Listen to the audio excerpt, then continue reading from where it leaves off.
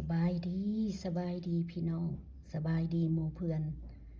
Good morning everybody มื้อนี้ข่อยก็สิมาอัปเดตกวกมรกตของข่อยตอนเมื่อก่อนนั่นมันจะเป็นจุ่มๆเนาะพี่น้องจุ่มๆแบบสีถ้าจะออกเป็นดอกนะก็มาลุ้นกันแล้วก็เลยเห็นว่านี่เป็นดอกแท้ๆแล้วนี่ออกเป็นดอกแต่ว่าตัวนี้นี่นะสิเป็นดอกนั้นคือสิบ่แม่นดอกคือ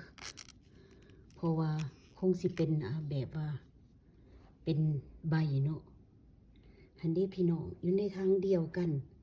เบื้องนี้ก็เป็นดอกคือกันเด้อเบื้องนี้ที่ว่าเฮารอที่ว่าข่อยรอคอยมาว่าโอ้ยสิเป็นใบบ่หรือสิเป็นดอกนั่นนะออกมาเป็นดอกเด้อพี่น้องเป็นดอกเห็นบ่ดอกงามดอกงามขนาดเลยเห็นบ่นี่เป็นดอกนี่เป็นดอกแท้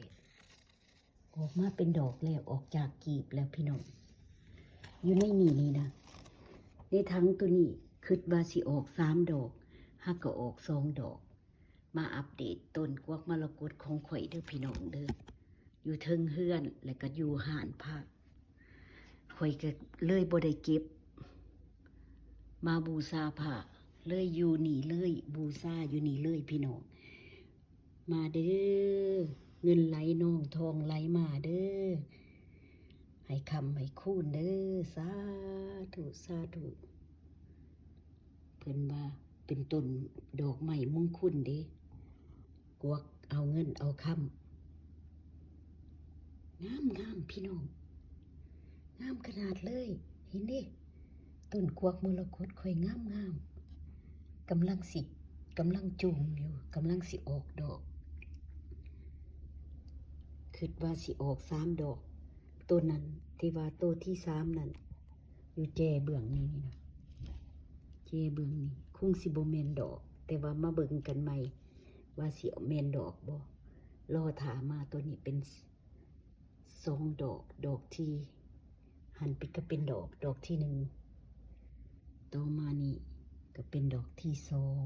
2เนาะต่อมาค่อยนึกว่าเป็นออกสิตัวนั้นสิเป็นดอกที่3บ่แม่นค่อยคิดว่าคงจะเป็นใบนั่นแหละเพราะว่ายังบ่พ้นขึ้นมาเถื่อมาเด้อมาเบิ่งดอกมุกกวักมรกตบ้านข่อยงามพี่น้องงามขนาดเลยเห็นบ่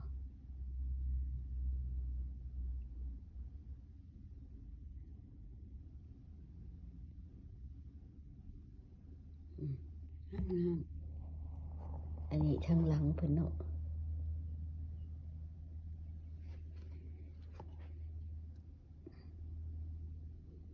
ทั้งกันบ่ได้ทั้งใหญ่เด้อทั้งน้อย